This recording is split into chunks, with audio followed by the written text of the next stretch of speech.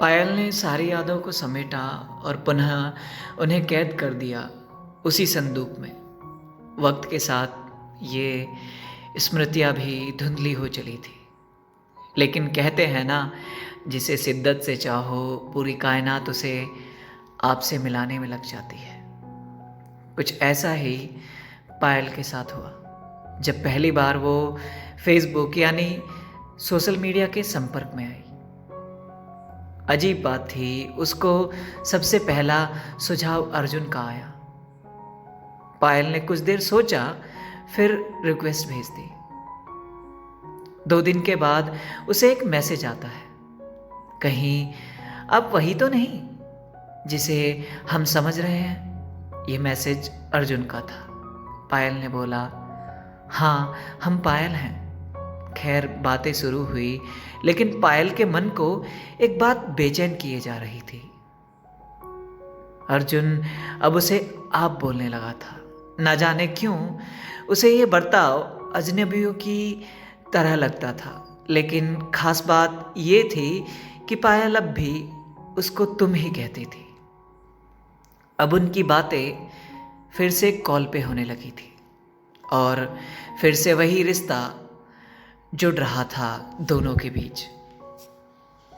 बीच में, जिसे 3 साल पहले दोनों ने ही खो दिया था।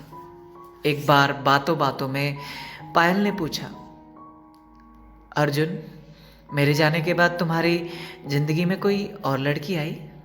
अर्जुन, नहीं, मैंने कभी किसी को उस नज़र से देखा नहीं। पायल, तो क्या मैं ये मान लूँ कि तुमने मेरा इंतज़ार किया? अर्जुन, हाँ। अर्जुन के ये शब्द पायल को बेहद सुकून दे गए। इन सब बातों के बीच में एक बात काफ़ी पहले जैसी थी कि इस बार भी दोनों ने एक दूसरे से कुछ भी महसूस नहीं होने दिया। बस दोस्ती का एक लिबास ओढ़े रहे दोनों। लेकिन पायल बहुत खुश थी और शायद अर्जुन भी। दोनों एक दूसरे को काफ़ी हद तक समझते थे।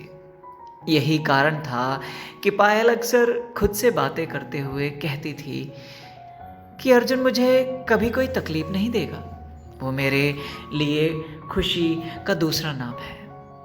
एक बार जब पायल कॉलेज में थी, तभी अर्जुन का कॉल आया।